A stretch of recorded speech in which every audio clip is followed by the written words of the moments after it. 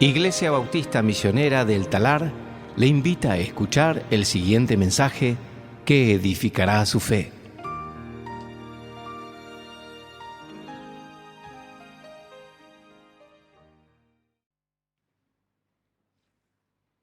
Vamos a abrir nuestras Biblias a Esther capítulo 2.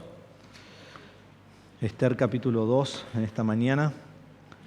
Realmente hemos sido muy enriquecidos por todo lo que hemos cantado en esta mañana, comenzando nuestra alabanza de la santidad de Dios, hablando de la soberanía de Dios, después tocando ese himno o coro, lo que sea tan hermoso, de que la palabra de Dios es nuestra única verdad, nuestra única autoridad, y que somos salvos por la fe o por gracia, por medio de la fe, por medio de Cristo, y al ser salvos le damos a Dios toda la gloria. Qué hermoso. Y terminamos exaltando la redención que tenemos en Cristo. Y Cristo no solo nos redime, sino que es nuestra roca, es en quien nos refugiamos. Hermoso, hemos sido grandemente bendecidos. Uno aún podría decir, bueno, con eso me basta, me voy, estoy bendecido, pero falta. Vamos a ser bendecidos por medio de estudiar su palabra, que es lo más importante y que es lo que hace que esa exaltación en la música sea aún más profunda, porque más conozco de la palabra y más entiendo la palabra, más mi adoración glorifica a Dios y entiendo lo que estoy cantando. Entonces vamos a mirar en esta mañana Esther, capítulo 2, un gran pasaje que tenemos ante nosotros. La conquista de Babilonia que nosotros hemos visto ocurre en tres etapas. Babilonia se lleva a Israel, más específico a Judá y Benjamín, por su pecado. El libro de Daniel, si nosotros fuéramos allí, no los voy a invitar a ir allí, pero si fuéramos al libro de Daniel, allí podríamos ver en Daniel capítulo 1 que eso relata la primera deportación. Cuando Babilonia viene a buscar a Israel, cuando Babilonia viene a conquistar, se lleva a Judá y en esa primer conquista la vemos relatada en Daniel capítulo 1, versículos 1 al 4 y después todo lo que sigue de Daniel. En ese lugar el rey Nabucodonosor se lleva al rey Joacim de Judá y con él se lleva también a otros de la familia real. Nos dice Daniel capítulo 1, en el tercer año del reinado de Joacim, rey de Judá, vino Nabucodonosor, rey de Babilonia, a Jerusalén y la sitió. El Señor entregó en sus manos a Joacim, rey de Judá, así como algunos de los utensilios de la casa de Dios. Y nos dice que él también se lleva a algunos de la familia real, en versículo 3, algunos de los nobles se lleva, y luego se lleva jóvenes escogidos, que sabemos que uno es Daniel, ¿no? Porque es el libro de Daniel. Pero el versículo 4 de Daniel 1 dice que eran jóvenes sin defecto, jóvenes de buen parecer, jóvenes inteligentes, jóvenes dotados de entendimiento, jóvenes con habilidad para discernir, jóvenes de capacidad de servir en el palacio del rey, que debían aprender la escritura en la lengua caldea. Esto no es cualquier hombre, estos son lo mejor de lo mejor. Esto es lo más grande. Y entre ellos sabemos que está Daniel, Ananías, Misael y Azarías. Daniel, que se le da el nombre Belsasar, y los otros que conocemos mucho mejor por sus nombres babilónicos, Sadrac, Mesac y Abednego. Y lo que nos relata el libro de Daniel es que estos jóvenes están en una cultura nueva, han sido sacados de Judá, son hombres que aman a Dios, ya no tienen el templo, ya no pueden ir a adorar a Jehová y están lejos, y lo que vemos es que ellos se mantienen puros en un lugar que no es su hogar. Y vemos a Daniel, primero en Daniel capítulo 1, que él en versículo 8 nos dice que propuso en su corazón no contaminarse con la comida del rey. Y entonces él determina no tomar el vino del rey, él determina no comer la comida del rey y nos muestra que sus amigos hacen lo mismo. En capítulo 3, una vez que Daniel ya no está presente en ese capítulo, Nabucodonosor se hace una estatua para sí mismo. Una estatua de oro que mide 27 metros de alto. Para darles una idea, nuestra iglesia más o menos mide como 15. Así que imagínate, 27 metros de alto, gigante. 3 metros de ancho. Y dice, todo aquel que está ante la estatua, cuando Comencemos con la música, debe adorar la estatua, debe postrarse ante la estatua.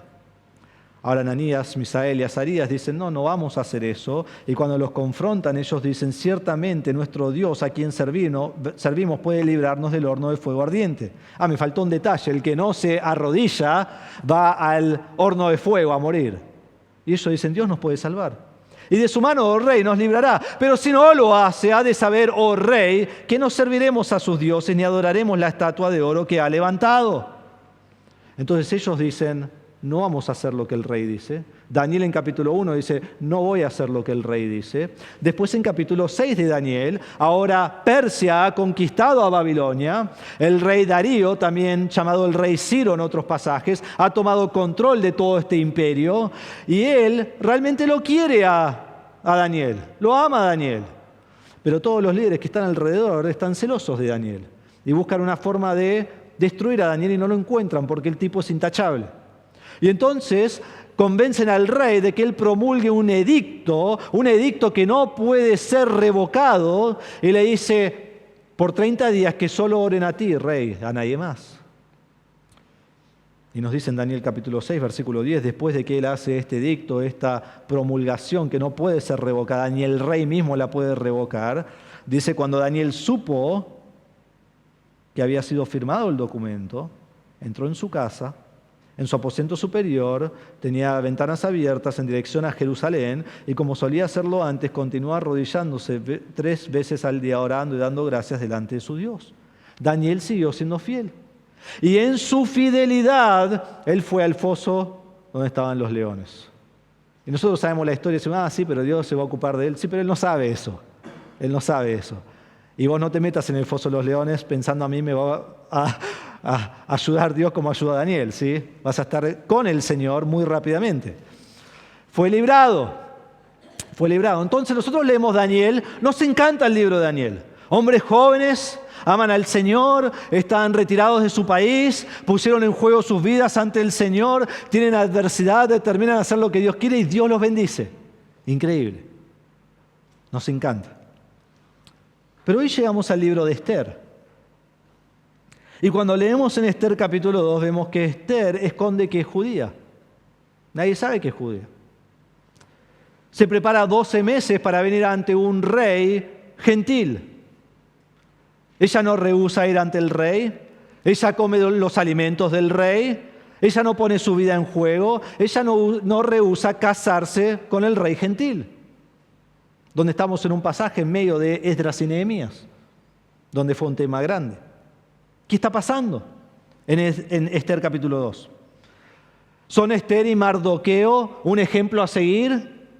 ¿O son un ejemplo a evitar? Bueno, y vos vas a estudiar Esther y decís quiero profundizar en Esther y entonces vas a agarrar un montón de comentarios y vas a leer lo que te voy a explicar ahora. Algunos comentarios, muchos, dicen esto. Hablan de las malas decisiones de Esther y de Mardoqueo. Y dicen, la familia de Mardoqueo hicieron mal por no volver con Zorobabel a Jerusalén. Porque antes de esto se acuerdan que ya hay un regreso a Jerusalén bajo Zorobabel. Ellos tendrían que haber vuelto, pero no vuelven. Allí comienza su pecado. Y buscaron los placeres del mundo y pecaron. Y vemos que Esther en versículos 15, 16, 17 va y duerme con el rey. Y Esther entonces se casa con un gentil. Y Esther y Mardoqueo rechazan la ley de Dios y viven como el mundo. Esconden su raza en vez de ser luz como fue Daniel. Son oscuridad, son igual que el mundo. Y después estos comentarios que muchos son mensajes lo aplican a la iglesia y dicen, nosotros no debemos ser como ellos, nosotros debemos ser luz en el mundo. Entonces dicen que Esther y Mardoqueo son un ejemplo negativo de lo que nosotros no debemos ser en nuestras propias vidas. Ese es unos sets de comentarios. Por otro lado, hay otros comentaristas y ellos dicen, Esther y Mardoqueo son un ejemplo. ¿Qué hago ahora? Esther y Mardoqueo son un ejemplo. Dicen que Esther no violó las leyes que dio Moisés, que seguramente no comió de las comidas que le dio el rey, que aún escondiendo su identidad, todo el año de preparación antes de ir al rey, ella hizo todo lo que la ley decía. Y en realidad muchos dicen que el rey la violó porque usó su poder para dormir con ella. Y ella seguramente no quería hacer eso, no quería ir y estar con el rey. Y quizás aún habrá pensado, ¿por qué Dios me pusiste en esta situación? Y entonces leemos todas estas cosas y decimos, bueno, ¿cuál es? ¿Cuál es? ¿Son modelos de impiedad o son modelos de piedad? ¿Cuál es? Y vos decís, bueno, ¿qué nos dice el texto? Excelente pregunta, ¿qué dice el texto? ¿Es este el punto de Esther? Esa es la pregunta que debemos hacernos, porque los comentaristas no siempre le dan al punto. ¿Es el texto enfatiza sus vidas piadosas o impías? ¿Dice que hicieron bien o mal en algún lado? Porque cuando nosotros leemos Éxodo vemos que Israel nuevamente hace mal, todo el tiempo hace mal ante los ojos de Dios. Cuando leemos Jueces, esos llegan a la tierra prometida y ¿qué dice? Todos hicieron lo que les parecía bien, todos hicieron lo que fue bueno a sus ojos, todos hicieron lo malo porque no había rey en ese tiempo. La Biblia quiere mostrar, el autor quiere mostrar, hicieron lo malo. Cuando nosotros vamos a Primera y Segunda Reyes, a Primera y Segunda Crónicas, dice, hubo este rey, y siempre luego de eso dice, ¿hizo lo bueno ante los ojos de Jehová o hizo lo malo ante los ojos de Jehová? Dios quiere que sepamos lo que esos reyes hicieron. Hicieron lo bueno, hicieron lo malo. La mayoría hicieron lo malo. Y así como fue el rey, fue la ciudad. En Daniel, el autor destaca las vidas espirituales de estos hombres. Dice, Daniel propuso en su corazón no contaminarse. Nos está hablando acerca de la persona y lo que él hace. Y el autor quiere destacar que él es puro. Y sus amigos también. Pero cuando llegamos a Esther, y esto es clave para entender el libro de Esther, para no meternos en lo que el autor no quiere describir. El autor no destaca la vida espiritual de sus personajes. El autor no dice si lo que hicieron Esther o Mardoqueo fue correcto o incorrecto. No está enfatizando la moralidad de estas personas, sino la obra providencial de Dios. El autor está demostrando que Dios usa personas comunes por medio de circunstancias comunes para establecer a sus instrumentos en el lugar exacto para lograr su soberana voluntad. Entonces, mientras nosotros leemos, el autor da pistas increíbles de cómo Dios está obrando a través de la historia. Entonces no hagamos ni apliquemos principios que el pasaje no nos da, que pueden ser buenos principios, pero no vienen del texto. Siempre cuando nos enseñan a predicar, ¿sabes cómo se predica? Y expositivamente, en general, que es tomando un pasaje y un versículo una vez a la vez. ¿Sabes cómo se predica? Se lee el texto, se explica el texto y se aplica el texto. Entonces, lo que leo tengo que explicar y lo que leo y explico tengo que aplicar. No puedo aplicar lo que yo quiero aplicar, debo aplicar lo que el texto me da para aplicar. Entonces, nosotros lo que debemos buscar no es las respuestas que nosotros queremos, sino la intención del autor. ¿Qué es lo que el autor nos quiere mostrar aquí? ¿Qué es lo que él quiere que yo sepa? ¿Cuál es el punto que él está haciendo? Entonces uno dice, ¿cómo respondo a todas las preguntas que tengo sobre Esther? Y pastor, las que hiciste al principio.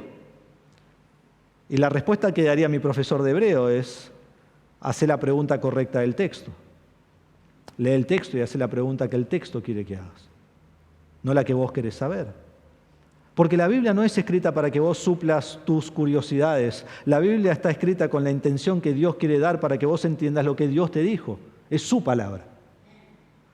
Entonces el tema de moralidad no es el punto del autor y no debe distraernos de lo que Dios sí quiere que entendamos. Y es triste ver que se enseña en esa manera. Entonces hagamos las preguntas que el autor quiere que nosotros respondamos. Y vamos a ver aquí en Esther que nosotros queremos saber esto y lo otro y cómo fue cada cosa, si fue bueno, si fue malo, porque nuestra visión y nuestra perspectiva es chiquita. Y decimos, quiero ver esto.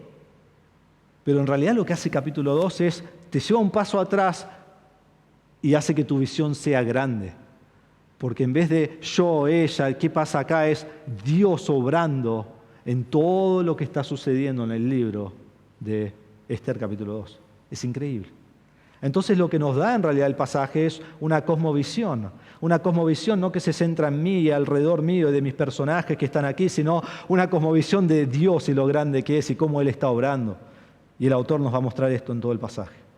Entonces, el punto que vamos a ver hoy es que de manera común y corriente Dios prepara el escenario para que Esther sea reina y Mardoqueo sea héroe.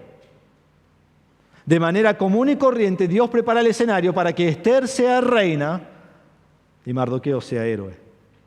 Y lo que vamos a ver aquí en escena número 2 es el concurso de belleza. El concurso de belleza. De eso se trata nuestra escena de hoy. Va a ser muy superficial porque el rey es superficial, ¿sí? Entonces así es como vamos a ver este pasaje. Entonces en capítulo 2, versículo 1, el primer punto que vamos a ver, versículos 1 al 4, es la propuesta ante el trono. La propuesta ante el trono. Dice en versículo 1, después de estas cosas, después de que el rey en capítulo 1 reveló toda su gloria, después de que el rey mostró toda la majestad de su nombre, hizo un banquete lujoso, mostró el exceso material que tiene, se exalta a sí mismo, después de que el rey ha rehusado a Vasti porque ella no quería presentarse ante él, después de que hizo un decreto necio diciendo que ella ya no podía presentarse ante el rey en capítulo 1, versículo 19, luego de esas cosas comunes, luego de esas decisiones aparentemente humanas, luego de esos acontecimientos, en realidad luego de que Dios ha movido todas las piezas para dejar vacío el lugar de la reina. Entonces, después de desalojar a la reina, ahora hay una gran pregunta en el aire, al comenzar capítulo 2. ¿Quién va a tomar el lugar de Vasti? ¿Y por qué será importante? Y entonces capítulo 2 va a contestar la primera pregunta, ¿quién va a tomar el lugar de Vasti? Y se los adelanto por si no lo saben. Es Esther. Sé que estaban todos ahí pensando quién va a ser, ¿no? Pero cuando nosotros comenzamos capítulo 2 no sabemos esto. Vos estás en tu casa, estás viendo tu novela que terminó la semana pasada, ¿no? Como hacíamos antes, ¿no? Como Netflix hoy. La terminamos hace una semana, empieza la próxima semana, tengo que estar ahí en el horario justo para verlo, algo que nuestros hijos no entienden, y tenés que estar ahí si no te lo perdés, y estás como, ¿quién va a tomar el lugar de Vasti? Y no sabes. Pero el capítulo 2 lo va a contestar, y el capítulo 3 y 4 van a contestar ¿por qué toma el lugar de Vasti? Porque no es solo que lo toma y decimos, ¡ay, qué hermosa esta historia de amor! No, hay una razón por la cual Dios pone a Esther como reina. El capítulo 3 y 4 de la semana que viene lo van a demostrar. Entonces dice después de estas cosas, no solo lo que vemos en el relato aquí, pero históricamente debemos entender que entre capítulo 1 y 2 pasan como 3 a 4 años y en ese tiempo el rey Asuero está teniendo guerras con Grecia. El rey Asuero está intentando conquistar a Grecia, quiere que eso sea parte de su imperio, algo que no va a lograr y al pasar el tiempo, reyes después, es Grecia que va a conquistar a Persia. Pero en el año 480, 479, él tiene todas estas guerras con Grecia y son un desastre. Y él es derrotado y él no tiene éxito contra Grecia. Y ahora vuelve a su palacio, a su lugar en Susa. Y el historiador griego Heródoto, que escribe mucho acerca de este tiempo, él dice que después de que Asuero es derrotado por Grecia, su vida fue una vida de indulgencia sensual. Y eso es la historia que nos cuenta Heródoto, va exactamente con lo que dice este pasaje. Esa es la vida que vemos que Asuero vive. Entonces, después de estas cosas, cuando el furor del rey Asuero se había aplacado, él se acordó de Vasti, de lo que ella había hecho y lo que se había decretado contra ella. El tiempo ha pasado, el rey ahora, su ira se ha aplacado, él está en frío, ya no está tan enojado con ella y se acuerda de Vasti. Ahora el texto no nos dice si se acuerda de ella para bien o para mal, o si quiere que vuelva o que no vuelva, o si está triste o lo que sea, aunque pareciera que sí, pero no sabemos. Pero lo importante es que no importa lo que él piensa de ella. Ya hizo un decreto y el decreto no puede ser revocado. Él mismo ahora no puede llamar a la reina que aparezca ante él porque hay un decreto en contra de eso. Entonces nos dice en versículo 2, que los cortesanos, entonces los cortesanos al servicio del rey dijeron: busquen para el rey muchachas vírgenes y de buen parecer. Que el rey nombre oficiales en todas las provincias de su reino para que reúnan a todas las jóvenes vírgenes y de buen parecer. En el harén de la fortaleza de Susa estarán bajo la custodia de Hegai, eunuco del rey, encargado de las mujeres, y que se les den sus cosméticos. Entonces la joven que agrade al rey sea reina en lugar de Vasti. Esto le pareció bien al rey, y así lo hizo. En medio de que los eunucos y que están cerca del rey ven que el rey está allí, que no puede llamar a Vasti, le dan un consejo. Ahora, no olvidemos el consejo de la semana pasada. ¿Fue bueno o malo? Fue un desastre. Entonces aquí vemos otro consejo. Va a ser malo también. Pero es Dios que está moviendo a estos hombres sabios a ser necios. Y le dan el consejo y le dicen al rey que busque 3 cosas. Versículo 2. Busquen para el rey muchachas, que en la Reina Valera, y mejor traducido, es jóvenes, y que se traduce así el resto del pasaje. La palabra hebrea es Nahara, jóvenes, vírgenes y de buen parecer. En versículo 19 no dijo que el rey debía dar su título a otra que sea más digna que ella. ¿No buscaba el rey a alguien digno? Y acá dice, joven, virgen, linda. Bien profundo lo de Asuero. Él va a tomar su decisión en algo recontra buenísimo, ¿no? Súper superficial. Es re superficial lo que él va a hacer. Pero se pone peor. Y dice el versículo 3, nos dice que traerían estas jovencitas al imperio. Y lo repite de nuevo, porque cuando el autor repite, vos tenés que prestar atención. Dice, lo traeremos de todas las provincias de su reino. ¿Y las vamos a reunir a quién? A todas las jóvenes vírgenes, o sea, jóvenes vírgenes, y de buen parecer. Lo repite para que vos veas la superficialidad del rey. Él quiere jóvenes, o es lo que le están planteando, jóvenes vírgenes de buen parecer. Y van a traer a todas de todo el imperio. Esto incluye aún hasta Jerusalén, ¿sí? Y van a traer a todos a la fortaleza de Susa.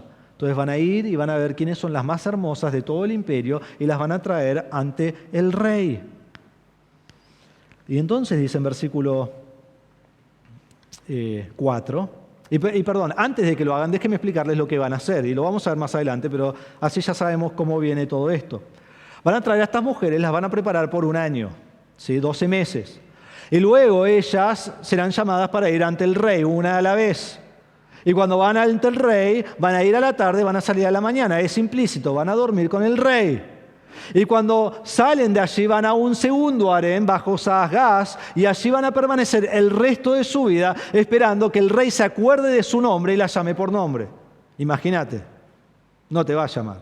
Para algunas mujeres superficiales como el rey, esto es buenísimo. 1 noche con el rey, todo el resto de mi vida, no me tengo que ocupar de ningún hombre y voy a vivir en toda la riqueza del rey. Increíble. Para otras mujeres fue terrible. 1 noche con el rey y una vida de viudez el resto de mi vida.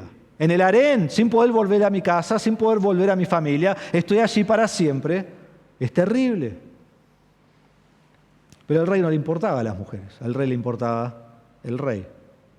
Entonces harían esto, traerían las mujeres de todos los lugares, y versículo 4, después de que Hegai las preparara, y él fuera el eunuco que está sobre ellos, y las preparara para que vayan ante el rey. Hegai es muy principal, porque él es el que va a hacer todo, para preparar todo, tener todo listo para que cada una se presente ante el rey. Dice versículo 4, entonces la joven que agrade al rey será reina en lugar de Vasti.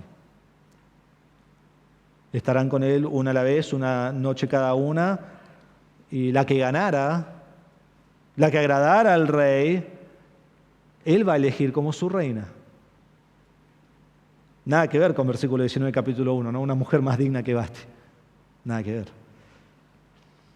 Entonces el rey sigue lo horrible que hemos visto del capítulo 1 y satisface su necesidad a la expensa de todo el imperio.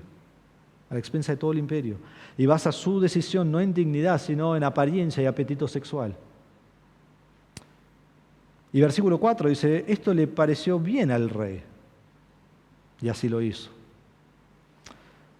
En la Reina Valera, y es mejor traducido, la palabra Ain nos dice, entonces la joven que sea agradable o algo así a los ojos del rey. Y después al final dice, esto le pareció bien a los ojos del rey. Y vamos a ver que eso es importante más adelante. Y es lo mismo que dice en capítulo 1, versículo 21. Esta palabra pareció bien a los ojos del rey. Entonces el autor ya viene hablando de lo que pasa a los ojos, en este caso del rey. Pero esa frase a los ojos va a ser muy importante. Entonces vemos este concurso de belleza que va a comenzar. Esta fue la propuesta ante el trono. Segundo, vemos la preparación hacia el trono. La preparación hacia el trono. En versículos 5 al 7 tenemos un trasfondo, como un paréntesis antes de que siga la historia en versículo 8. Y siempre en la narración, cuando hay versículos que decimos, sin estos versículos podría seguir con la narración fácilmente, significa que esos versículos son de mucha importancia. El autor quiere que nosotros entendamos versículos 5, 6 y 7. Y acá introduce a nuestros dos personajes principales de la historia. El primero es Mardoqueo.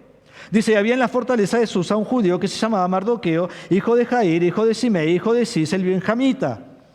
Él había sido deportado de Jerusalén con los cautivos que habían sido deportados con Jeconías, rey de Judá, a quien se había llevado cautivo Nabucodonosor, rey de Babilonia.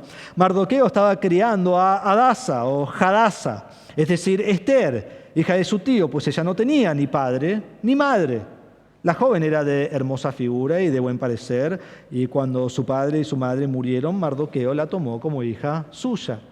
Lo primero que vemos aquí es Mardoqueo. Él es un judío, nos dice, que está viviendo en Susa. ¿Cómo llegó allí?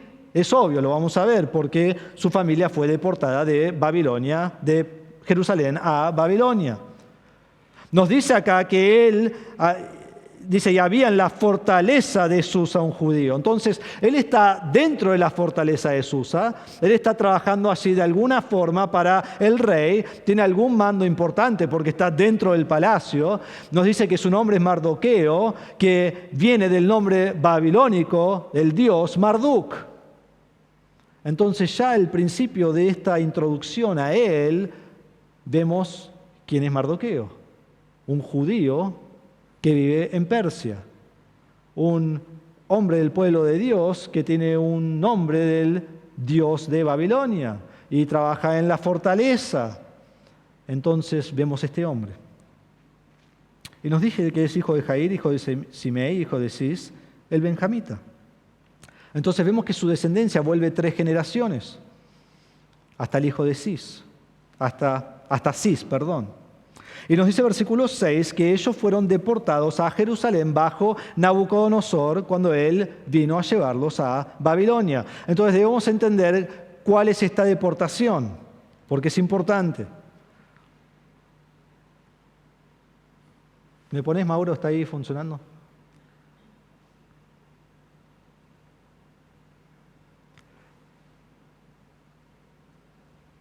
Ahí está. Tenemos el exilio a Babilonia. Recuerden que el exilio a Babilonia, de Jerusalén a Babilonia, se llevó a cabo en 3 deportaciones. La primera es en el año 605. Esta deportación fue bajo el rey judío Joacim. Esto lo podemos leer en varios lugares, en 2 Reyes 24, 1 al 6, en 2 Crónicas 36, 5 y 8, y en Daniel 1, 1 al 4. Esta es la primer deportación donde Nabucodonosor se lleva a los mejores, ya lo vimos, gente como Daniel, los más capos, o sea, quiere lo mejor de lo mejor. Pero luego él vuelve y vamos a ver la tercera deportación fue en el año 586. El año 586. Y aquí el rey es Sedequías, y esto lo vemos en 2 Crónicas 36, 11 al 21. Cuando estudiamos Esdras y Nehemías lo leímos un montón de veces. Y aquí es donde viene el rey Nabucodonosor y destruye todo. Quema el templo, quema las puertas, destruye las paredes, no queda nada, destruye todas las casas. Eso es en el año 586. La segunda deportación es en el año 597. Y la Biblia nos dice que esto ocurre bajo el rey Jeconías. Lo leemos en 2 Reyes 24, 12 al 16. Y voy a leer algunos de esos versículos en un momento. Este rey también es conocido como el rey Joaquín en 2 Crónicas 36, 9 y 10. Y también es conocido en la escritura de Jeremías como el rey Conías. Entonces Jeconías, Conías y Joaquín son el mismo rey. Tenemos que entender eso. Y aquí se dice en Esther 2:6, él había sido deportado de Jerusalén con los cautivos que habían sido deportados ¿con quién? Jeconías. Entonces ya nos pone en su contexto. La familia de Mardoqueo es conquistada y llevada en la segunda deportación en el año 597. Y nos dice 2 Reyes 24, 12 al 16, Joaquín, rey de Judá, se rindió al rey de Babilonia. Y dice un montón de información y luego dice, se llevó Nabucodonosor en cautiverio a toda Jerusalén, a todos los jefes, a todos los hombres valientes, 10.000 cautivos y a todos los artesanos y herreros. Nadie quedó excepto la gente más pobre del país. También se llevó a Joaquín en cautiverio a Babilonia. ¿Cuándo se lleva a esa gente más pobre del país? En la próxima deportación, en el año 586. ¿Sí? Entonces, la familia viene en la segunda deportación. Ahora, esto es importante, ¿por qué? Porque ya ha pasado un montón de tiempo. Y ya la historia va a ser en que vos cuando viniste, tu familia cuando vino, en la segunda deportación. Todos ellos saben lo que eso significa. Eso es como el chiste que hay en Don Torcuato, de hace muchos años atrás. El pastor allí predicó Romanos y predicó por un montón de años. Y ya la pregunta no era ¿en qué año viniste a la iglesia?, sino ¿en qué capítulo de Romanos llegaste a la iglesia? No, porque duraba para siempre. Pero bueno, esto fue algo así. Ellos podían saber cuando vinieron, hicieron primera, segunda o tercera deportación, su familia vino. Entonces, entre ellos está Mardoqueo, entre estos del año 597. Pero es importante que entendamos quién fue deportado, no Mardoqueo mismo. Hagamos el cálculo, de 597 a 483, aquí 479, si él aún fuera recién nacido tendría más de 117 años. ¿Y eso por qué no puede ser? Porque Esther también sería grande y el rey no quiere una viejita. El rey quiere a alguien joven, virgen y hermosa. Entonces no puede ser. Lo que está mostrando es que Cis es el que vino, ¿sí? Y su descendencia, y su descendencia, y su descendencia hasta Mardoqueo. Entonces eso es lo que vemos en versículo 6 de la familia que viene. Y vemos que él es benjamita. Y esto va a ser muy importante en capítulo 3, y lo voy a explicar, y la lucha que hay con el agageo. Y también es interesante que es hijo de Jair, Simei y Cis, porque ya vemos que es benjamita, que viene de la línea de Saúl, y Saúl era el hijo de Cis, otro Cis obviamente, pero ya vemos toda esta conexión y por qué el autor quiere ponerlo aquí. Entonces, versículo 7, que es lo que más nos interesa a nosotros, ¿no? En versículo 7, y déjenme decir esto, perdón, no llegamos al versículo 7. Mardoqueo es la cuarta generación. Mardoqueo nació en Persia. Mardoqueo conoce el idioma de los persas. Mardoqueo vive en una cultura pagana. Es un judío, pero viviendo lejos de Judá. Nunca fue a Judá. Lo único que él conoce es Persia.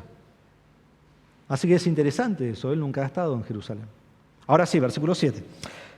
Mardoqueo estaba criando a Hadasa. Hadasa significa mirto.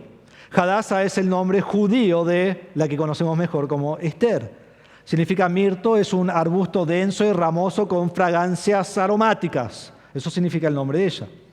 Pero su nombre, es decir, Esther. Esther es un nombre persa, que puede significar estrella, o quizás viene aún de una alusión a la diosa Ishtar de Babilonia. Entonces ese es su nombre, ese es el nombre por el cual la conocemos. Ella está en Susa, sus padres han muerto, nos dice el texto, y su primo mayor la ha adoptado como si fuera su propia hija. Entonces él es un poco más grande que ella, quizás bastante más grande. Entonces estos son los dos personajes de la historia. Por un lado tenemos a Mardoqueo, por otro lado tenemos a Esther, y ellos son los que Dios va a usar para establecerlos en un lugar único, para hacer una tarea única. ¿Qué sabemos de Esther? Y el autor nos podría decir muchas cosas de Esther, pero está haciendo algo específico. ¿Qué sabemos de ella? La joven, sabemos que es joven, era de hermosa figura y de buen parecer. Ya vos estás viendo esto y decís, es ella. No, porque ¿qué buscaba el rey? Vírgenes jóvenes de buen parecer. Ella no solo es joven y seguramente virgen, y lo muestra más adelante, y no solo es de buen parecer, sino que también es hermosa. Entonces no solo es linda como las demás, esta sobresale, ella es hermosa. Entonces sabemos que ella fue exactamente lo que el rey buscaba. Entonces, para los hombres que se sientan con sus esposas a ver esa película de amor, que en los primeros 2 minutos vos ya sabés que él termina con ella y tenés que esperar 2 horas ahora, eso es lo que vemos acá. El rey está acá, ella está acá, ¿cómo va a pasar? Y ahí vemos la obra de Dios. Entonces tenemos la preparación de Ester. En versículo 8 dice así que cuando el mandato y el decreto del rey fueron oídos, muchas jóvenes fueron reunidas en la fortaleza de Susa bajo la custodia de Hegai. Ester también fue llevada al palacio del rey bajo la custodia de Hegai, encargado de las mujeres. Entonces vemos aquí el rey envía este edicto que él quiere que todos tengan. Las jóvenes son reunidas, son traídas a Susa. Algunos creen que había más o menos 400 mujeres, otros creen que había más o menos 1400 mujeres. Sea lo que sea, era un montón de mujeres. Y están todas en Susa, están todas bajo el mando del eunuco Hegai, y ahora comienza el concurso de belleza. Todos tratando de ganar el corazón del rey, haciendo lo que sea posible para que él se agrade de ellas. Y entre todas estas mujeres también está Ester, bajo la orden también de Hegai. Pero algo sucede en ella que no sucede en los demás. Miren versículo 9. La joven le agradó a Hegai. A Hegai le agradó Ester entre todas las mujeres. Versículo 4 que dijo, entonces la joven que agrade al rey. La joven que agradara al rey sería la joven que el rey elegiría. Y aquí ya tenemos la primera persona con la que Ester se encuentra, es Hegai, el eunuco encargado de todas las mujeres, y dice que a Hegai ella le agradó. Pero no solo eso, sino que aquí la palabra es también ain, que es le agradó a sus ojos. Entonces comenzamos a ver esto que sucede una y otra vez, y creo que la Reina Valera lo traduce así, que es mejor traducido. Entonces, versículo 4, la joven que agrade a los ojos del rey, y al final del versículo 4, esto le pareció bien a los ojos del rey, y ahora versículo 9, la joven le agradó a los ojos de Hegai. Entonces tenemos que ir viendo lo que el autor quiere que nosotros entendamos. Entonces esto le agrada. Entonces sigue el versículo 9 y hay otra frase muy importante acá y dice, y halló favor delante de él. Esta palabra favor es la palabra Gesed, la hemos visto mucho en Esdras y Nehemías. Halló Gesed, halló misericordia, halló bondad, amor leal de parte de Hegai.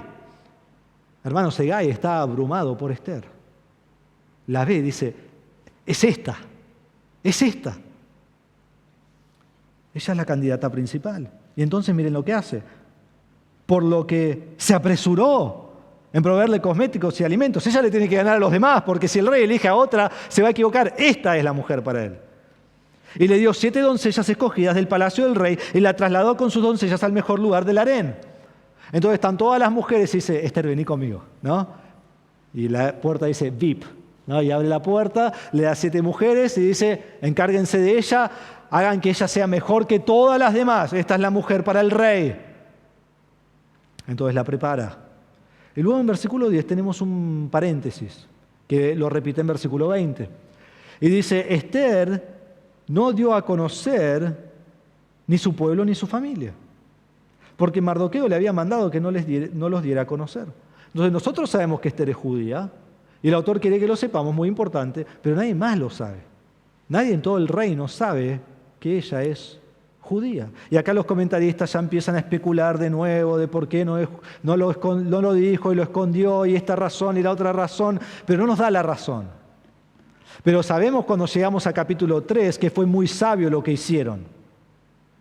Y decís, ¿por qué? Bueno, si no sabés lo vas a saber la semana que viene. Pero fue muy sabio. Y dentro de este paréntesis también dice, todos los días Mardoqueo se paseaba delante del patio del harén para enterarse de cómo estaba Ester y qué le sucedía. Entonces, recordemos que Mardoqueo está dentro de la fortaleza. Mardoqueo no habla directamente con Ester. Ester se está preparando para el rey, pero busca las otras personas, ¿no? Saber el chusmerío o lo que sea. ¿Cómo está Ester? Quiero saber. Para que él se entere cómo ella seguía. Y así es. Y se va enterando.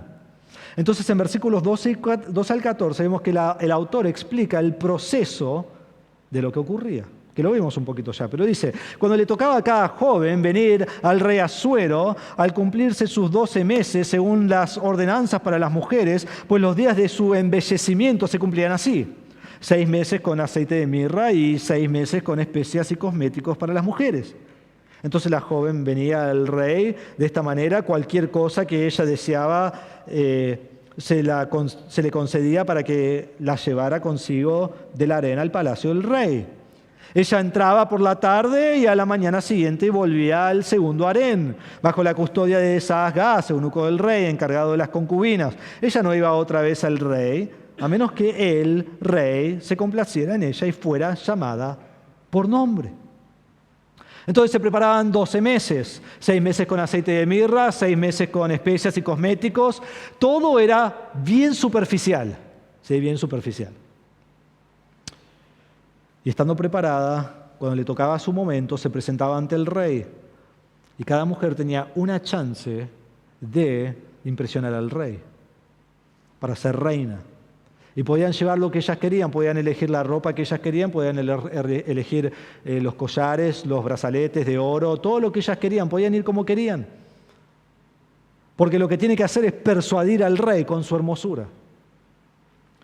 Y entraban por la tarde y salían por la mañana. El texto no lo dice explícitamente, pero implícitamente sabemos qué está pasando. El rey está teniendo relaciones noche tras noche, tras noche, tras noche, tras noche, tras noche, hasta que dice, ni quiero elegir una reina porque prefiero esto.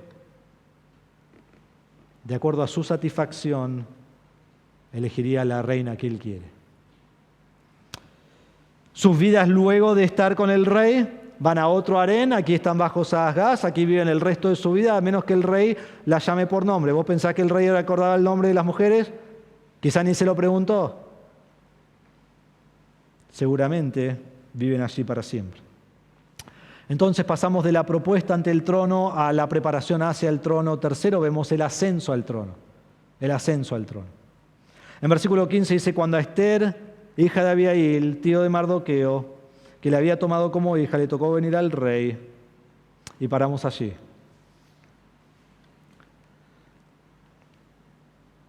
Y perdón, no leo un poco más. Y ella no pidió cosa alguna, sino lo que le aconsejó Hegai, eunuco del rey, encargado de las mujeres. Esther es presentada nuevamente como hija de Abihail y como hijo de su primo Mardoqueo, y le toca a ella, le toca venir ante el rey.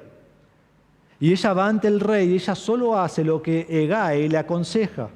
Hegai, recuerden, es el que está encargado de todas estas mujeres y dejó que cada una llevara lo que sea, pero a Esther le dice, vos lleva esto. El texto no nos dice lo que ella llevó, pero el texto sí nos dice que él le dijo que llevar y ella llevó solo lo que el rey le dijo. Él sabía lo que el rey quería y ella sabía que él era muy sabio e hizo lo que él le dijo que hiciera y llevó solo lo que él le dijo que llevara. Lo que sí vemos de Esther hasta aquí es que Esther es muy sumisa. Obedeció la palabra de Mardoqueo, versículo 10, obedece la palabra de Hegai, versículo 15. Siempre es sumisa ante las autoridades que Dios le ha puesto, algo que la reina Vasti no fue. Y vemos un contraste con la reina Vasti. Entonces el final del versículo 15 es increíble, dice, y Esther hallaba favor ante los ojos de cuanto la veían. Esther hallaba favor ante los ojos de cuanto la veían. Acá dice que hallaba favor ante los ojos. Ain. ¿Lo vimos ya? Rey, el que te agrada a tus ojos. El rey dijo, me parece bien a mis ojos. En versículo 9, le pareció bien a los ojos de Hegai. Aquí de nuevo, versículo 15. Todo lugar que la reina, que no es reina todavía, todo lugar que Esther iba, cada persona que la conocía, cada persona que le hablaba, cada persona que interactuaba con ella, a los ojos de cada persona en todo el reino, ella hallaba favor ante el rey. Y esta palabra, favor, ya vamos a ver lo que es, pero es que haya favor, haya gracia ante el rey. Pero ¿sabes qué? En fin, no importa lo que piensa Hegai, no importa lo que piensan todas las personas, ¿qué importa? Lo que piensa el rey. Lo que piensa el rey, ahora va a ser llevada ante el rey. Y versículo 16 dice, Esther fue llevada al rey Asuero a su palacio real el mes 10º, que es el mes Tebet, en el año 7º de su reinado. Entonces, ¿recuerdan lo que vimos la semana pasada? Va a ser llevada al mes Tebet, que es el 10º mes del año, y en ese mes es el año 12º del rey, entonces es el año 479, que lo vimos la semana pasada, pero déjenme refrescar su memoria. Es el año 479. Y perdón, dije recién que era el año 12º del rey, por eso escribí en mis notas, pero eso es incorrecto. El texto dice es el año 7º, ¿sí? Entonces por eso es el año 479. No quiero confundirlos, borren lo que dije hace un momento, ¿sí? Entonces Esther se presenta ante el rey. El momento ha llegado. Han pasado 12 meses, se ha preparado, esta es su noche. Y cuando ella se presenta ante el rey, ¿cuál es la respuesta del rey? Miren versículo 17. Y el rey amó a Esther más que a todas las otras mujeres. Y ella halló gracia y bondad con él más que todas las demás vírgenes. ¿Cuál es la respuesta del rey? Él amó más a Esther que a las demás. Ella halló más favor ante el rey que los demás. Había muchas mujeres.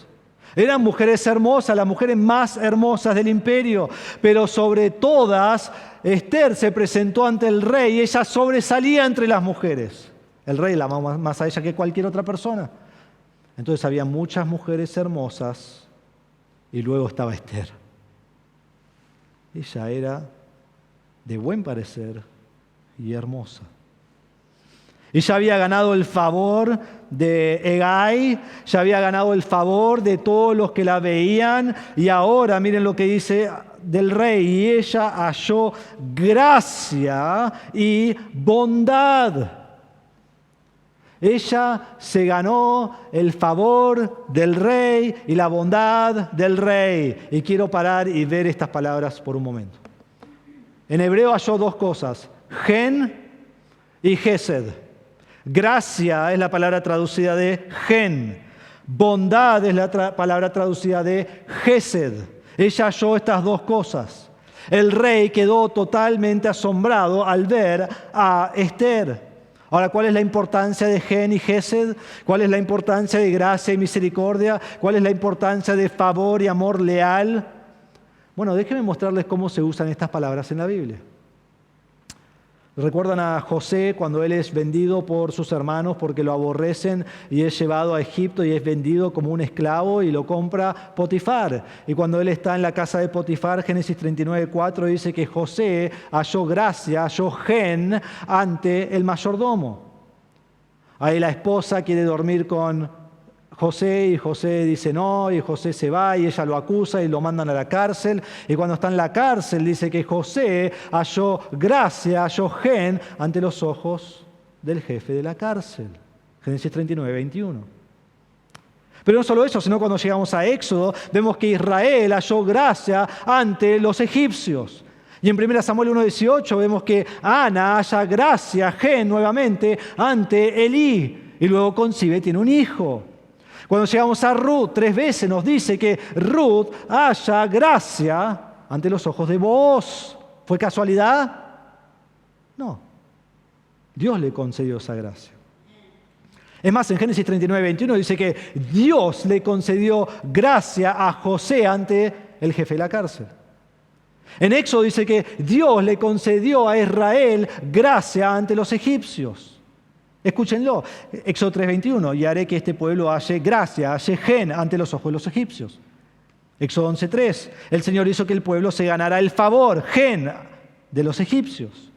Éxodo 12:36, el Señor hizo que el pueblo se ganara el favor, gen, de los egipcios. Dios les da ese favor ante esas personas. Cuando Dios va a destruir todo el mundo y elige a una persona que construya un arca, ¿quién elige? A Noé. ¿Por qué? ¿Porque Noé fue grandioso? No, porque Dios le concedió a Noé gracia ante sus ojos.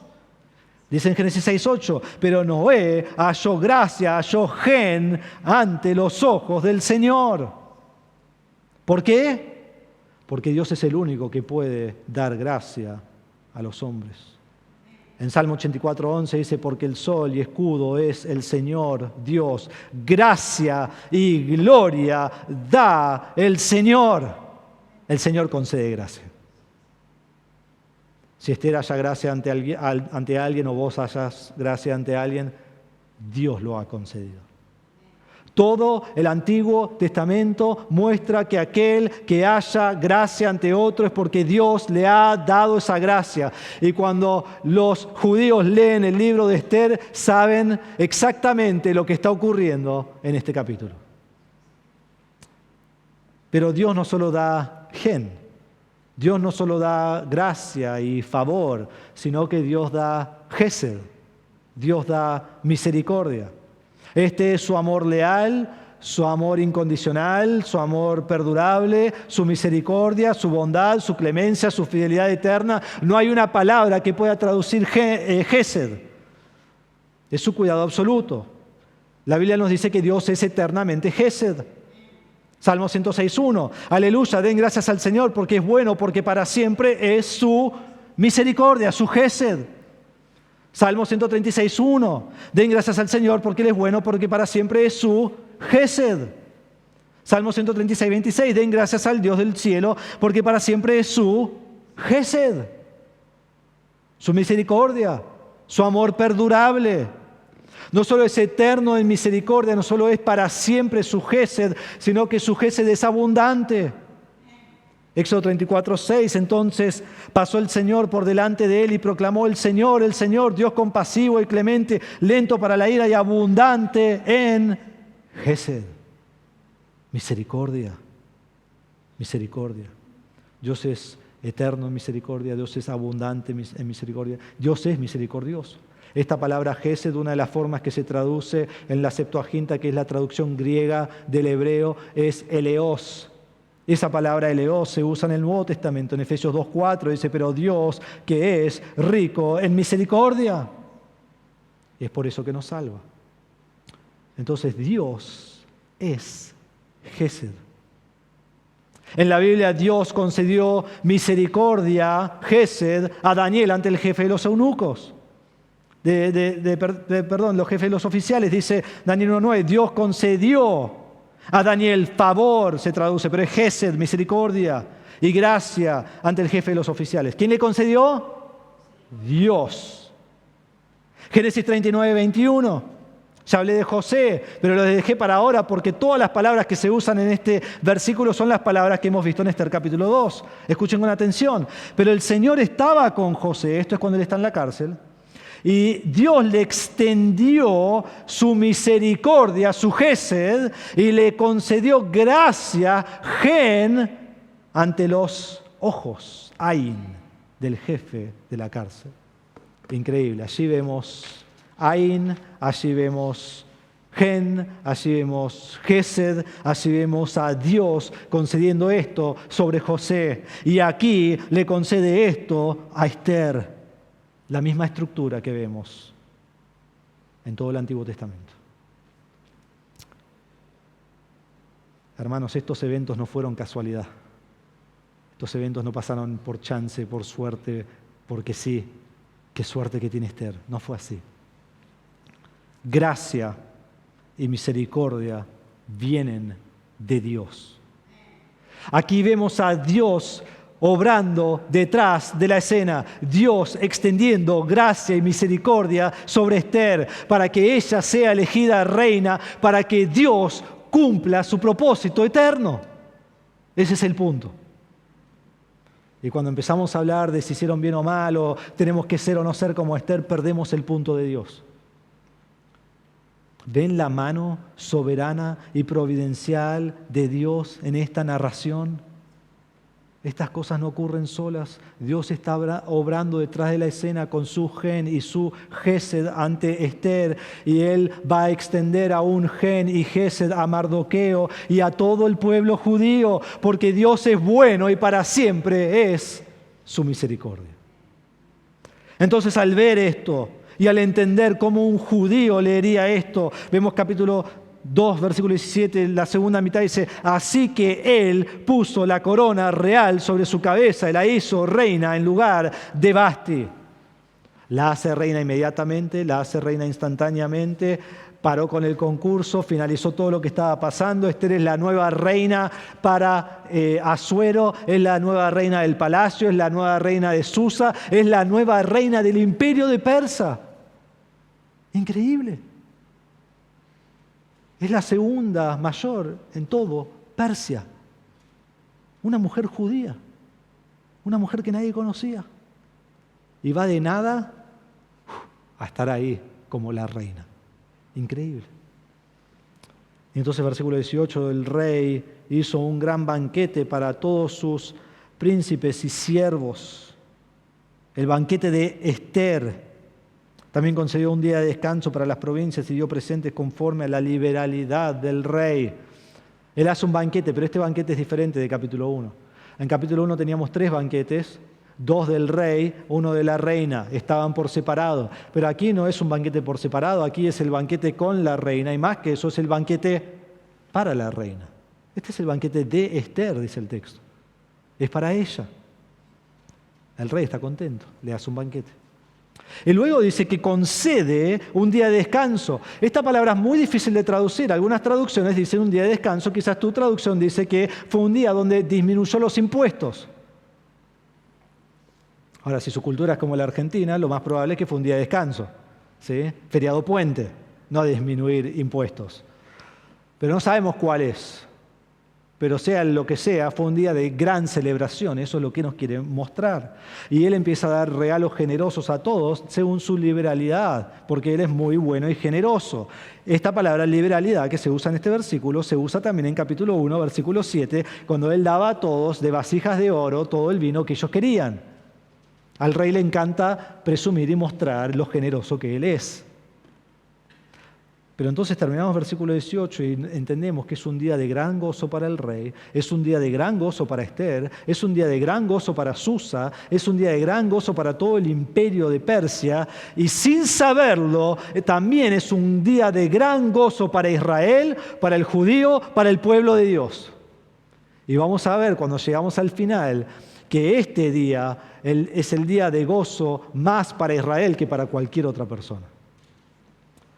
Entonces, vemos la propuesta ante el trono, la preparación hacia el trono, el ascenso al trono, y ahora vemos la conspiración contra el trono. La conspiración contra el trono. Versículo 19 dice, cuando las vírgenes fueron reunidas por segunda vez, Mardoqueo estaba sentado a la puerta del rey. Aquí vemos que hay más vírgenes. No se sabe el significado de esto. Y los comentaristas no saben qué hacer con esta frase. Algunos creen que va antes del versículo 18, pero no tiene sentido, no pareciera, y que venga después de que eligió la reina. ¿Por qué? Alguien como MacArthur dice, quizás quería añadir otra concubina. Puede ser, pues se llena de concubinas. Otro autor dice que quizás quería seguir para deleitarse. También puede ser. No se sabe, pero trajo más vírgenes. Pero lo que debemos entender es ¿qué es lo que el autor quiere que entendamos? Y es la segunda frase. Porque miren cómo lo escribe. Cuando las vírgenes fueron reunidas por segunda vez, o sea, ese no es su punto principal. Es mientras esto estaba pasando, Mardoqueo estaba sentado a la puerta del rey. Eso es lo que quiere que entendamos. Que Mardoqueo está sentado a la puerta del rey. Dios ya estableció a Ester como reina. Ese es su lugar. Todo el capítulo ha mostrado cómo ella llega a ese lugar de poder. Ella es reina. Y ahora el resto del pasaje va a empezar a poner el fundamento de lo que hace con Mardoqueo y cómo Mardoqueo llega al lugar que él va a llegar, que se va a desarrollar en los próximos capítulos. Pero ahora que hemos hablado de Ester, debemos hablar de Mardoqueo. Y él está a la puerta del rey. Y esto significaba un puesto elevado en la fortaleza, algún tipo de oficial es Mardoqueo allí. Y tiene alguna capacidad importante administrativa. Y la puerta del rey, allí hubiera habido un edificio grande en el cual se trataban los temas legales, los temas civiles, los negocios. Tiene un buen puesto. Está allí de cerca. Y luego vemos otro paréntesis antes de hablar de Mardoqueo. Dice, Ester todavía no había dado a conocer ni a su familia ni a su pueblo tal como Mardoqueo la había mandado, porque Ester hizo lo que le había dicho Mardoqueo como cuando estaba bajo su tutela. Antes de que sea elegida reina, antes de que vaya ante el rey, no dijo nada que era judío. Pero ahora que es reina, pensás que, bueno, Asuero, te quiero decir algo. No, se queda callada. Y esto es importante porque el autor lo repite 2 veces. Antes de ser reina, después de ser reina, esto va a ser importante en la historia. Si no, el autor no se tomaría el tiempo para volver a escribirlo. Pero ella no dice nada. Mardoqueo le dice, cállate, no digas nada. Y esto es esencial para la narración. Pero ¿saben qué? Y todos lo sabemos, y si no lo sabes mejor, pero vendrá un momento donde ella va a tener que decidir si ella va a arriesgar su vida o no diciendo que es judía. Va a llegar un momento. En versículos 21 al 23 vemos lo que ocurría en aquellos días. Estos son los días donde Ester era reina.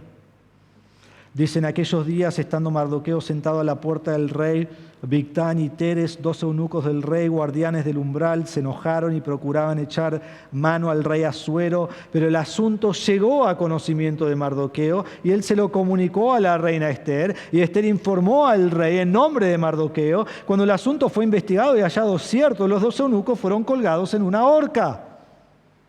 Esto fue escrito en el libro de las Crónicas en presencia del rey. En esos días, los días que Ester es rey, los días que Mardoqueo está ante la puerta, 2 hombres se enojan contra el rey. Y no sabemos por qué. Y un montón de comentarios te van a decir por qué, pero no saben, porque Dios no nos dice. Pero se enojan contra el rey. 2 eunucos y quieren matar al rey. Y Mardoqueo se entera, providencialmente por Dios. Se entera que estos van a hacer esto. Y entonces él lo hace llegar a Ester. Seguro que le habla a uno, que le dice a Ester. Y Ester se lo informa al rey. Pero miren cómo se lo informa al rey. Se lo informa al rey en nombre de Mardoqueo. Dios ya estableció en esta narración qué pasa con Ester, cómo ella llega a ser reina. Y aquí vemos cómo Mardoqueo se convierte en héroe. El asunto fue investigado por el rey, por su gente, y se encontró que era verdad. Y los mataron. Mataron a los 2. Y luego se escribió en el libro de las Crónicas del rey. Ahora, ¿por qué es importante esto? ¿Por qué es importante este detalle? Varias cosas. Primero, Ester muestra que ella es leal al rey. Ella muestra que es leal al rey. Lo quieren matar y ella no dice, que lo maten, quizás yo llego a hacer algo. No. Ella es leal al rey. Y Ester le da el crédito a Mardoqueo. Él es un héroe. El rey se fue por Mardoqueo que yo viví. Entonces Ester y Mardoqueo tienen sus lugares. Pero de acuerdo a la costumbre persa, el rey debía haber recompensado a Mardoqueo inmediatamente. Eso es lo que los reyes hacían. Vos me ayudaste con esto, recompensado, acá está tu recompensa. Pero no lo hace. Lo escribe en un libro y se olvida. El rey se olvida. Y aún esto vemos que está en las manos de Dios. Aún esto está en las manos de Dios. Porque Dios dará su recompensa a su tiempo para lograr su voluntad. Y no era el tiempo todavía. Entonces Dios dejará que se lleve a cabo el plan del enemigo para que en el momento exacto el rey se acuerde de Mardoqueo. Esto no será suerte, esto no será casualidad, será la providencia de Dios detrás de la escena para lograr su propósito divino. Y eso vamos a ver en los próximos capítulos. El rey se va a acordar de esto de una manera maravillosa y Dios va a recompensar en el momento exacto, no para la gloria de Mardoqueo, sino para la gloria de Dios. Los tiempos de Dios son perfectos. ¿Vos crees eso? ¿Crees que los tiempos de Dios son perfectos? ¿Vos crees que mereces algo que todavía no te ha llegado? Decís, hice esto y esto y esto y esto, no me llega recompensa. Dios recompensa a su tiempo y para su gloria. Por último, observen la pasividad de la narración. Y en la pasividad de la narración se ve la obra activa de Dios. Hay muchas palabras, mi hebreo no es muy bueno, así que me tardó muchas horas hacer esto, pero hay ciertos verbos que muestran una acción pasiva. No es la persona haciendo la acción, sino que la acción se hace sobre la persona.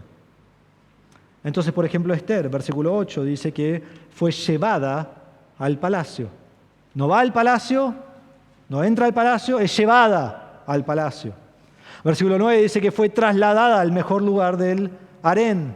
Versículo 16 dice que fue llevada al rey. Eso es Ester. Mardoqueo, en versículo 22, dice que el asunto llegó a su conocimiento. Él no lo descubrió, él estaba parado en el lugar exacto para escuchar exactamente lo que iba a pasar. Le llegó el asunto a su conocimiento. Y después las circunstancias de toda la narración. En versículo 8 vemos que las jóvenes fueron reunidas en la fortaleza, pasivo. En versículo 14 dice que la joven volvía al rey solo si fuera llamada nuevamente, pasivo. En versículo 19 dice que las vírgenes fueron reunidas. Versículo 23 dice que el asunto fue hallado cierto, el asunto de que lo querían matar al rey. Y versículo 23 dice, esto fue escrito en el libro de las crónicas. Todos verbos pasivos. Todo muestra que ninguno está tomando acción a hacer nada, sino que el autor lo escribe de una manera que hay alguien detrás de la escena, un ser superior que está moviendo todo y todos los personajes son pasivos. Se mueven como títeres de acuerdo al que hace la obra. Este es Dios. Sobre todas las cosas, actuando providencialmente sobre el mundo que Él ha creado. ¿Ves a Dios en cada escena? ¿Ves a Dios en cada circunstancia? ¿Ves a Dios en cada detalle, moviendo cada pieza según su voluntad?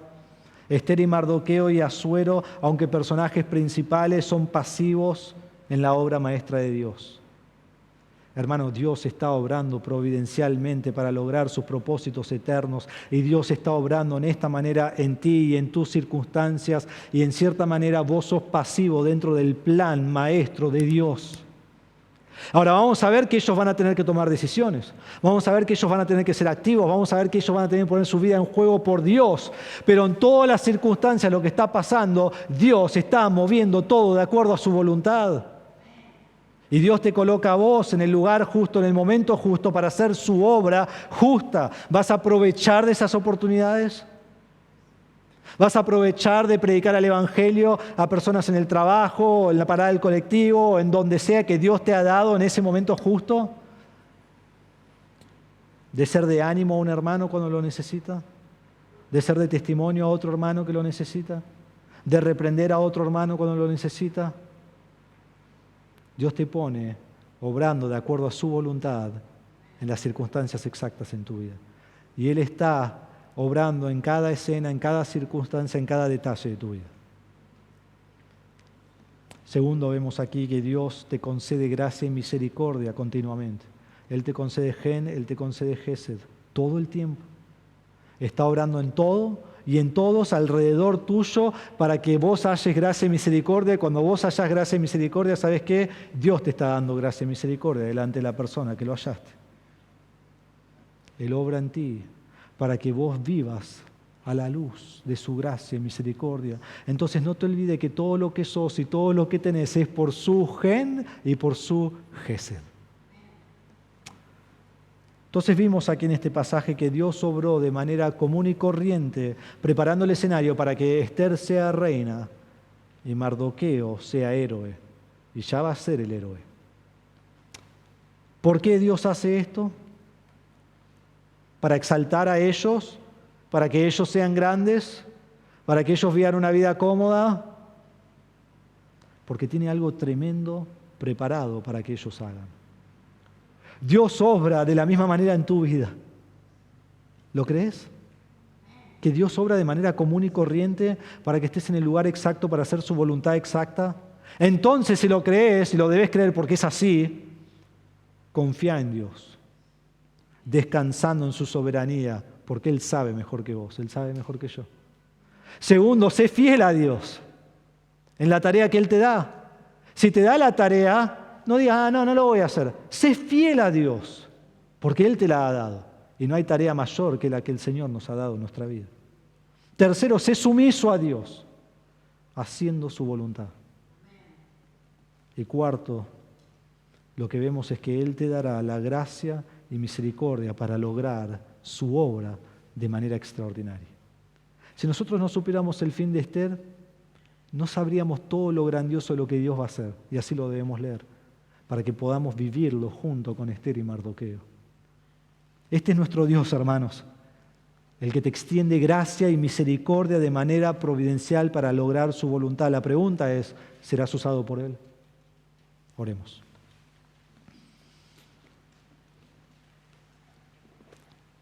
Padre nuestro, te damos gracias por este pasaje maravilloso. un pasaje muy claro en cuanto a lo que tú quieres enseñarnos.